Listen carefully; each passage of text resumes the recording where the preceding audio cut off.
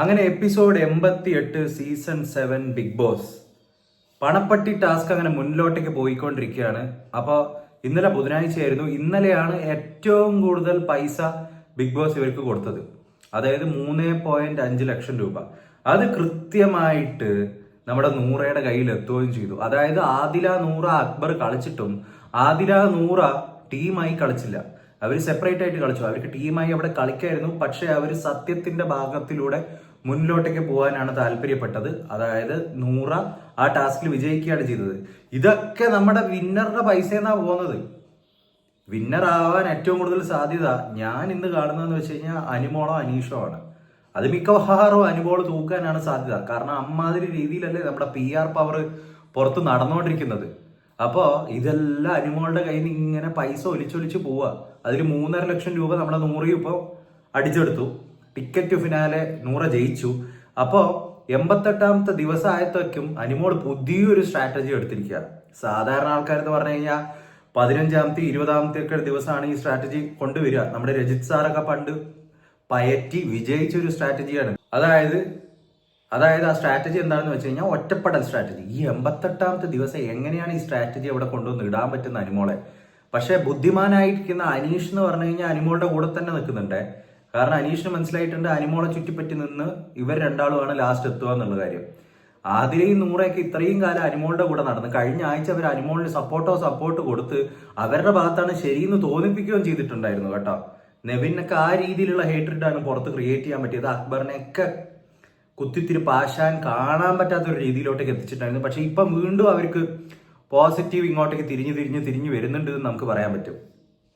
കാരണം അനിമോൾ ആ മാതിരി കോമാളി ഷോ ആണ് അവിടെ കാണിച്ചുകൊണ്ടിരിക്കുന്നത്. കരച്ചൽ, ഒറ്റപ്പെടൽ, ആദിലേ നൂറയായിട്ട് തട്ടല്. ആദിലയും നൂറയും പിന്നെ പരസ്യമാക്കിയിട്ട് അനിമോളെ കുറ്റം പറഞ്ഞു കേട്ടോ. അനിമോൾക്ക് ഏറ്റവും ഇഷ്ടമില്ലാത്ത നമ്മുടെ അക്ബറിനെയും നെവിൻ്റെ ഒക്കെ മുമ്പിൽ വെച്ചിട്ടാണ് നമ്മുടെ ആദിലയും നൂറയും കുറ്റം പറഞ്ഞത്. അനിമോള് പക്ഷെ ഒരിക്കലും എവിടെയും പോയിട്ടും ആദിലയും നൂറേനെ കുറ്റം പറയുന്നതായിട്ട് കണ്ടിട്ടില്ല, വേറെ ഇവർക്ക് ഇഷ്ടപ്പെടാത്ത ഒരാളുടെ അടുത്ത്. അപ്പൊ ആ ഒരു പോയിന്റിൽ അനിമോള് കറക്റ്റും ആണെന്ന് പറയേണ്ടി വരും.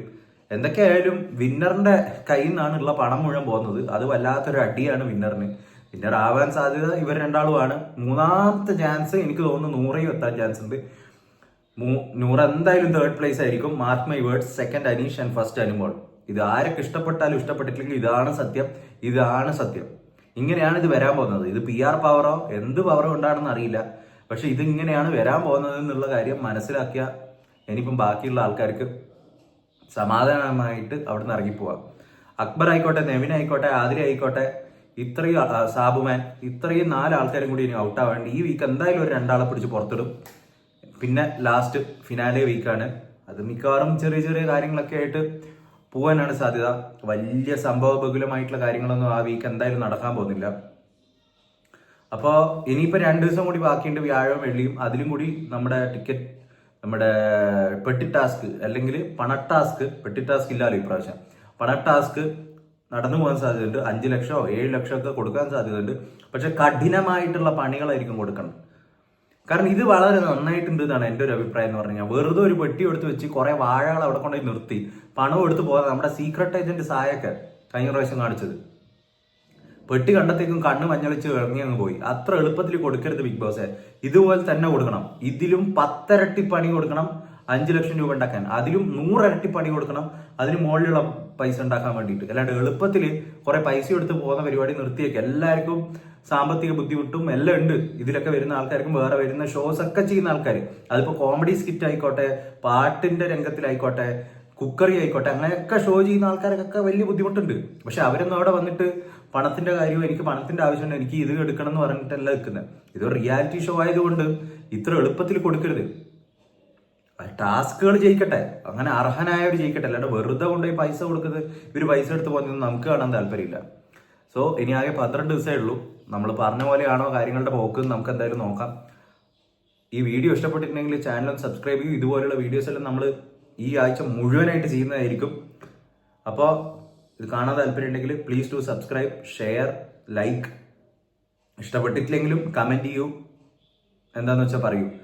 So we'll come with another video next time. Until then, take care and bye bye guys.